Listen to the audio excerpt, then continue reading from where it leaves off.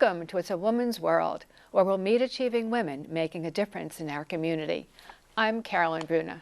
Our guest is Nicole Quiroga, General Manager of Telemundo, a Spanish-language television station here in the D.C. area and also in Richmond, with a viewership in Maryland, Northern Virginia, and D.C. She's also a speaker who inspires business and women's issues. Welcome. Thank you so much for that introduction, Carolyn, and thanks for having me. Oh, I'm happy to be here. We were actually introduced kind of online by a mutual friend who is a speaker and said you'd be great to give tips about women's issues on my show. So. Well, I hope to leave something valuable behind. So yeah, oh, you will, I'm sure. Okay, and I was going to read today's. We're talking about the challenges of being a woman in the corporate world and the lessons that you're going to share with us about that topic. But sure. First, before we do go into that, I was going to ask you to tell me about Telemundo, because of course I've heard of it, and I was trying to find it and the station on TV. But is it all in Spanish, or is there any English there? You have to explain it. Sure. So Telemundo is a Spanish language, as you said, Spanish language television station. And of course, we're across the United States. We are owned and operated by NBC in most markets. And so you're talking about a cable television station that is, yes, sign on to sign off, Spanish language only. And so that is what, gets our niche, our viewers that are Spanish dominant, Hispanics for the most part. And so we are basically like an NBC in that we offer programming, news, entertainment, novelas, which are Spanish language soap operas that are well known. And so we have a little bit of everything, sports, so just like a regular NBC. Now you said viewership across, I was saying viewership in Maryland and Virginia and Northern Virginia and DC, was what I read, I guess, looking you up. But you said across the U.S., it's like we're cable and we can you can pull us up online, and anybody in the whole world, of course. But by across the U.S., you mean somebody can actually go on TV? So when you're looking at an NBC, for example, you're in this market in Washington, D.C., and you flip on NBC4. If I go to another market, I will also have NBC. It could be a different station, like there's NBC6, for example. But when you travel, and if you're, let's say, in California, and you want to watch something on NBC, you will have that station in that market. And the same goes for Telemundo. So all of our programming that's national, like I said, like the soap operas, will be across the states. What's different is your local insertion. So my local news will be different here than it would be in Florida. Let's say it that way. Yeah. Okay. Well, I've tried to watch some of the novellas, because I'd love to pick up my Spanish again, but I still can't quite get it. Do you have a language, a station or part of it where I can learn? What you can do, and it's funny because people actually do that. They leave it on in the background. They listen to the Spanish, because if you follow the storyline, you can pick up on some things. But in addition to that, there is closed captioning, and so you can call your cable provider and ask for closed captioning in English, and there'll be that translation. So that's a great way to kind of try and learn. To learn the language, Immersion by TV, if you will. That's right, yeah, I think that's probably a good way. I think a lot of people do that, who come to this country from other places, and that's how they've learned English, actually. Well, and that's exactly right. And so when I talk to people about the value of Telemundo, I think, well, think about it. If you come or go to another country and you don't understand their language, you're going to look for something in the language that you understand. And that's our responsibility as media to make sure that the Hispanic community has their news in their language. So that's why it's so important. Yeah.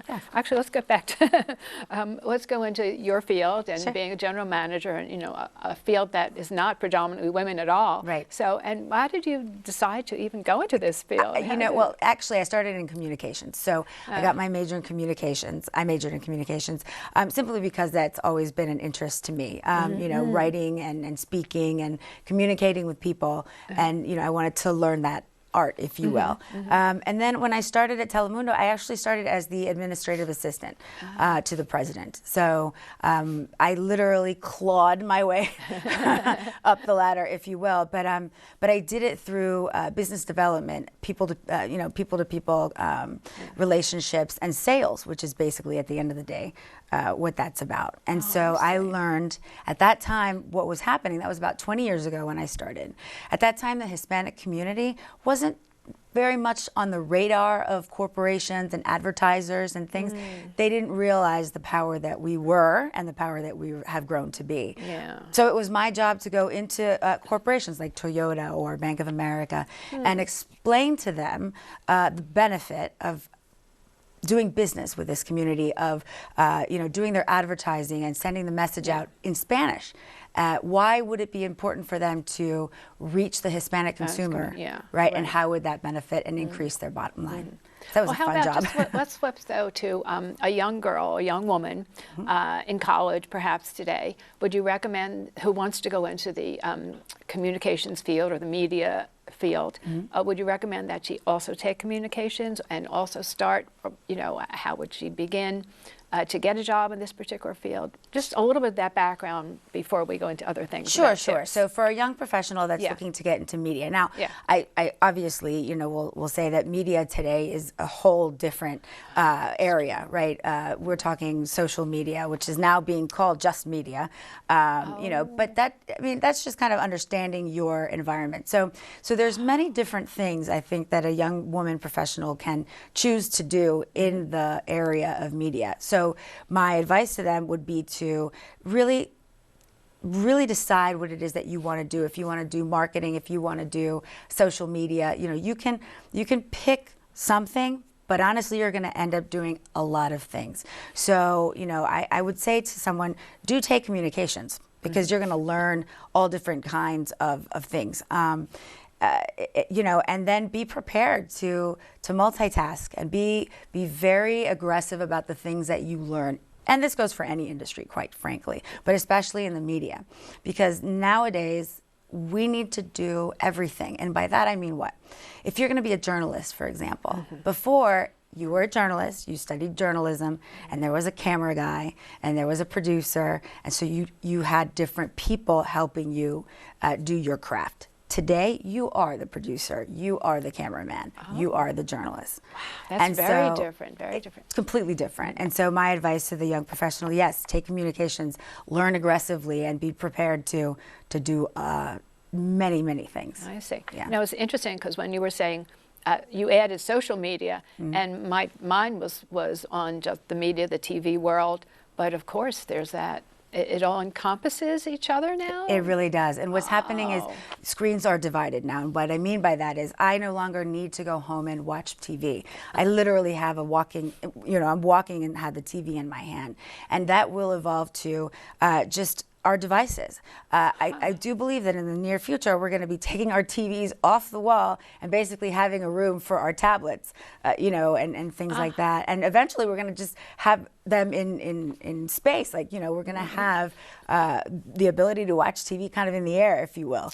So it's a different world, and that just means that young women today need to be sure to be aggressive and forward thinking, because things are changing so quickly and evolving so rapidly that you need to be keen on what's coming, so that you can be strategic about what you want to do and how you can grow. Wow, that's fabulous. Yeah, and smart too. I mean, really.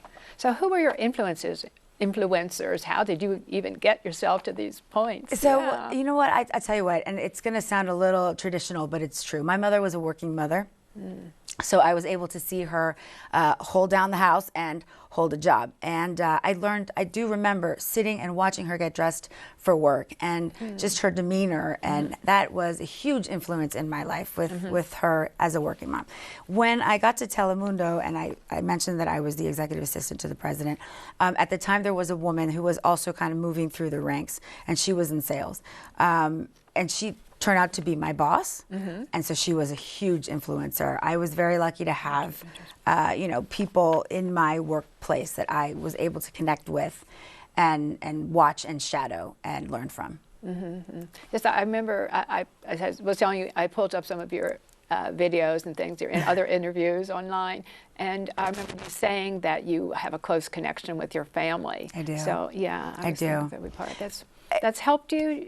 Oh, tremendously. I have to say, it was progressive in that back then my mother was working and that wasn't necessarily the norm. Sure. So I was able to see what that looked like. But my family was very, I grew up in a very happy home, and my trauma came when my father passed away suddenly, but that just made me stronger. And it made me realize, you know what, I didn't know at the time, and believe it or not, I didn't know a lot of things, a lot of life lessons, if you will, when I was young. I was 18, 19, but I learned them, and I had such a great role model in my mother that, you know, I was able to use all of that to navigate myself.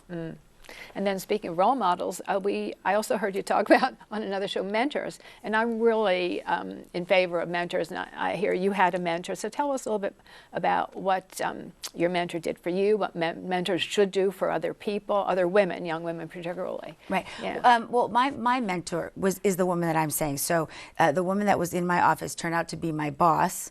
As I went through the sales, business development part of my job, she was my boss at that time, and she would take me everywhere she went. And so I think that's key. If you're going to be a mentor, you have to understand the value that you bring to the table is really life lasting. And so, if you choose to be a mentor as a woman, and young professional women can also be mentors. If you want to do that, please understand that your time is precious, and just having the person, your mentee, walk with you, during a day is very valuable. And you're leaving behind lessons that maybe you don't even realize, but they do have an impact for the rest of your mentee's career. Did you say to this woman, will you be my mentor, or did it, and then, so how does a person, a young woman, get a mentor? How does that even happen? Because I know my age group, we didn't really have them that much back then, and I wish I did, and I realize now that there was a woman who did, in a sense, mentor me through, but I didn't realize it at the time. Right, and that's how it happened with me. I just kind of appointed her my mentor in my head, but it became apparent, and it did evolve into a relationship where she understood and I understood that I was learning from her. Do you say to people as a young woman, can you be my mentor? I would tell you it depends on the situation, but here's what I'd tell you not to do. Don't ask a stranger to be your mentor. It's not necessarily gonna probably bring about the impact that you want. But when you do choose someone that you want as a mentor, I would definitely reach out and be pleasant in your asking, and just let them know that you admire their work and that you would like to learn from them. Oftentimes what I would do is I would call someone and ask for an informational interview. That's literally what I would say. I would call someone and say, listen, I know you from this, and this. You may remember me. I wonder if you would have some time for an informational interview, as I'd like to learn how you got to where you are today. I've never had someone tell me no. And so, people like to share their success stories in hopes of leaving a positive impact back. So that's a great way to get into someone and to start that relationship. But the other thing is, if you are looking for a mentor as a young professional, there are websites. Literally, you put finding a mentor in my local area. And you'll see nonprofit organizations, for example, that focus on the mission of education and how to bring students, to the next step, how to take students from high school to college. These are the kinds of organizations. Junior Achievement, for example, the Latino Student Fund, if you're Spanish speaking. These offer programs in which they put a mentor to a mentee. So there's lots of different ways to do it. Oh, these are wonderful ideas and examples. Thank you. And I love the fact of the tip about informational interviews, because few people have talked about those through the show, and I love that idea. I just think it sounds so empowering, and you have to be strong to go and ask, and then to receive the information. It's important. Right.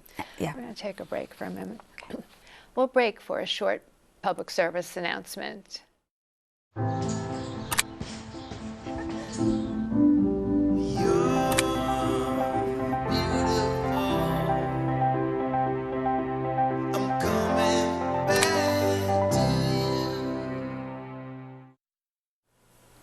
Welcome back to It's a Woman's World. We're speaking with Nicole Quiroga, General Manager of Telemundo.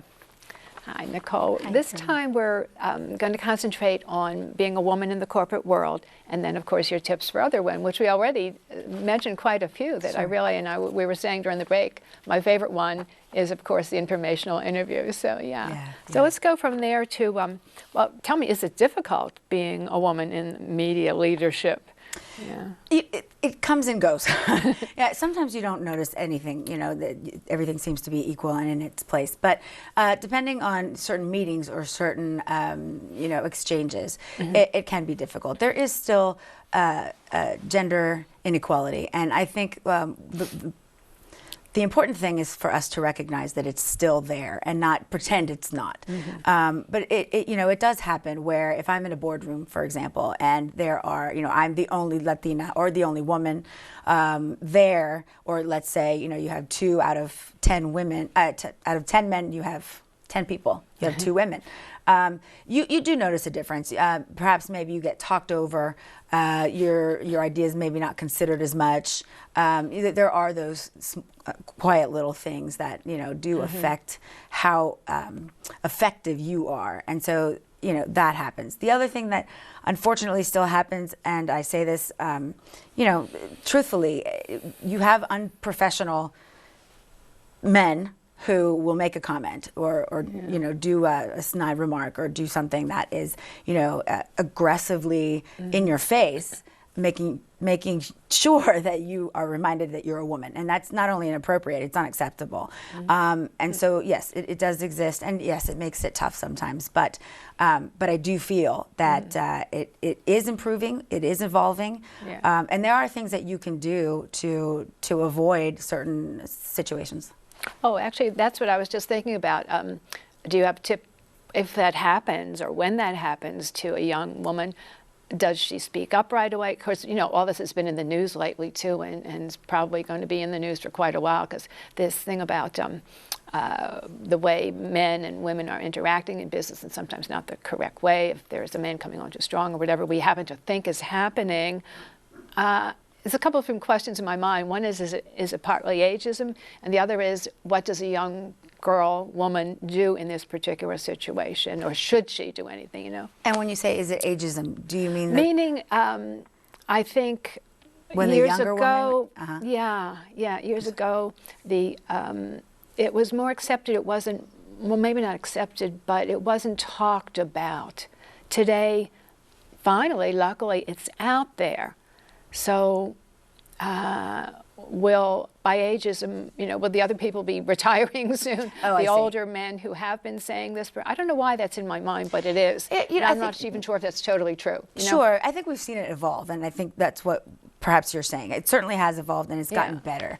We are no longer asked to go get coffee for the general part, right? But I would happily get coffee, as would anybody else, right? And so I think it has developed into a more equal playing field. But I mean, the gap is still very wide, and I think there are a couple of things a young girl can do to avoid or to address. Oftentimes when you're a young professional woman, you don't have the thick skin that you acquire over time. And so you are not able to confront. I mean, who likes confrontation, right? But you don't want to confront the person who may have said something or done something to make you feel less.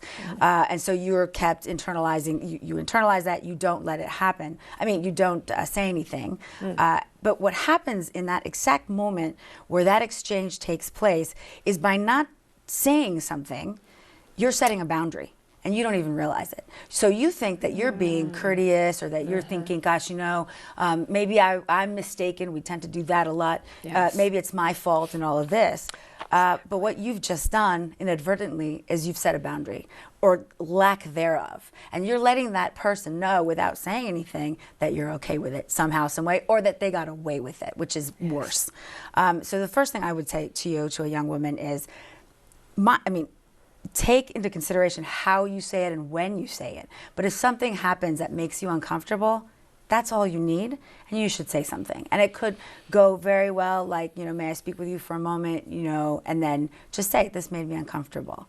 The level of respect that you gain when you say something to someone that has, maybe been an uncomfortable moment for you, but immediately that person then raises their respect level for you, because you don't mess around, and you set yourself on a higher ground, and that works. That works for a young woman. It works with your confidence. You realize, you know what, I did right by myself, and by the other person realizing, I'm not going to mess with this woman at all.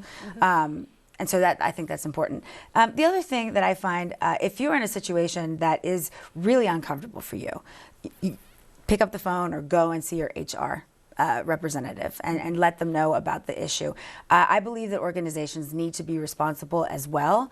You know, their onboarding processes, their training opportunities, their educational things that they, you know, disseminate to their staff.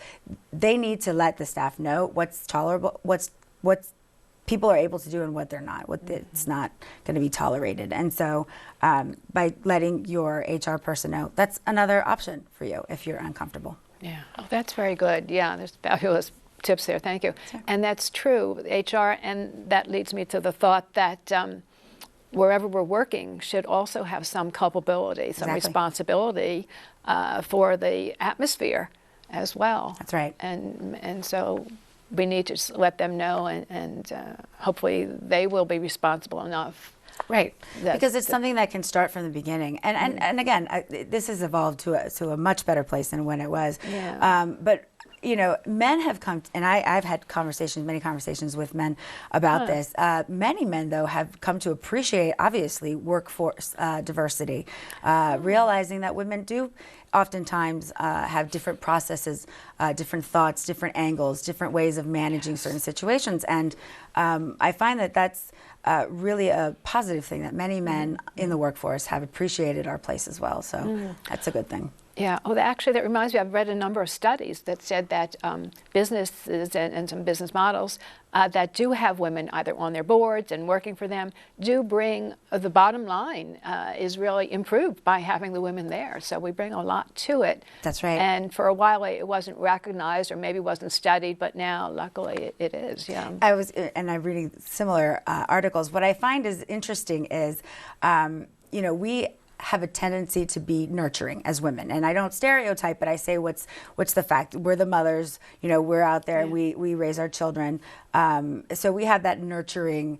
ability. And I think what happens is in the workplace we have certain ways of nurturing, you know, of encouraging, of supporting, of raising the esteem of the staff. And a happy staff is successful company, right? I mean, if your folks are happy, then you're gonna increase across the board your sales, your productivity, your efficiency. So yes, I think that's extremely important. And I did hear you say that on another show, that you like to be sure that your people, people working for you, are happy and happy in their jobs. Right, and I think it's important also for young women to look at their bosses. So let's say I'm the one that runs the station, and I make sure to find opportunities for my staff. For example, I will set them up with someone that they would be good as a mentee. I make a connection with someone that they can learn from, and I set up the interviews for them. I think it's important for young women to go into their place of business and look at their, you know, their senior level people and ask for their help, and just say, listen, do you know anyone that I could, you know, talk to, connect with, that I could learn from in my field? Because these folks have been in the workplace longer than you have, and people really genuinely, I believe, like to help, and especially when they're asked. Maybe they're not thinking about it all the time. Yeah. So when a young woman goes to her boss or to someone else who's been there, you know, a longer time, that's a great opportunity for you to begin to grow your network. Yeah. Well, that's one, yes. And also, I think sometimes people think, oh, if I ask for help, I'm showing a weakness. And that's not true anymore. I think we realize that asking for help is not weak. It's showing strength by having the courage, absolutely, you know, to ask. Absolutely. Yeah. You're right.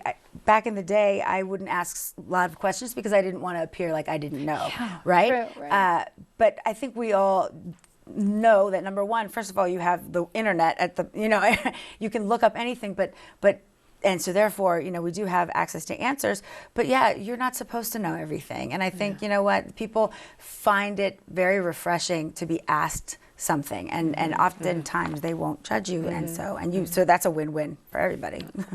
Do you have a biggest challenge that with all the different things that you've been going through these years? And my biggest challenge is time management and not having enough hours in the day to do everything, and I think a lot of corporate professionals, find that the case. So that, yes, my biggest challenge is time and not having enough of it. And believe it or not, I don't sleep. And so that's also a challenge. That's not good, yeah, but I'm working on that. But it all comes from a lot of passion and excitement for what I do. And so that's why, time is a challenge for me, because I'm high energy and I really want to do so much. All the time. Well, I was going to ask you about life balance, and did you have it? And obviously you're going to tell me you don't, but how can other people get it perhaps? Are there some tips for women? So I'll tell you what's most important, and this is a traditional piece of advice, but it's true, is love what you do. Please God, find your passion and, invest your time in that. Because what happens is then your life kind of blends together. I love my job. And I've loved it from the start. And so because of that, it's a much more balanced environment for me, because I know that I'm working, but I'm really having a wonderful time doing it, and it gives me many opportunities, and so therefore it becomes business and pleasure all together. But the other thing I would do is tell you in terms of balance is do take a moment for yourself. Exercise is wildly important. I mean, it doesn't matter if you go for a walk or you go to the gym, but doing something to kind of lessen the stress, calm your body, calm your mind is super important to being successful. Yeah, and I know your kickboxing, which I also saw online, you said that helps you feel confident, and you think other women exercising will help them feel confident. I do. So yes, I love kickboxing. I've been doing it for years, and I actually did it competitively. So it offers you, you can literally beat someone up, get your frustrations out. Don't beat someone up. But it's a very, you have to be focused and you have to be concentrated, and there's form and there's fitness and all of that. But it's fun, and so it allows you to rest and relax, and with that comes higher self-esteem. You have a better ability. You're an athlete if you're working out, and it has physical positive results as well. So, absolutely, and lessen stress. Right. Exactly. Tell people how they can get a hold of you if they'd like to. Sure. So my email, it's Quiroga, so NQUIROGA @zgs.com, probably up on the screen. But yeah, I encourage people to send me an email, ask me for anything that could impact them positively. I'm happy to give informational interviews or anything over the phone or in person. So. Oh, that's wonderful. Yeah. Thank you so much. Yeah, sure. I really appreciate that, and I'm sure our viewership will appreciate that as well. Yeah, anytime. Thank you. Nice speaking with you. Oh, thank you so much. Thanks, Carolyn. I hope you've enjoyed meeting our guest, Nicole Quiroga, as much as I have, and you use some of her tips in your business pursuits.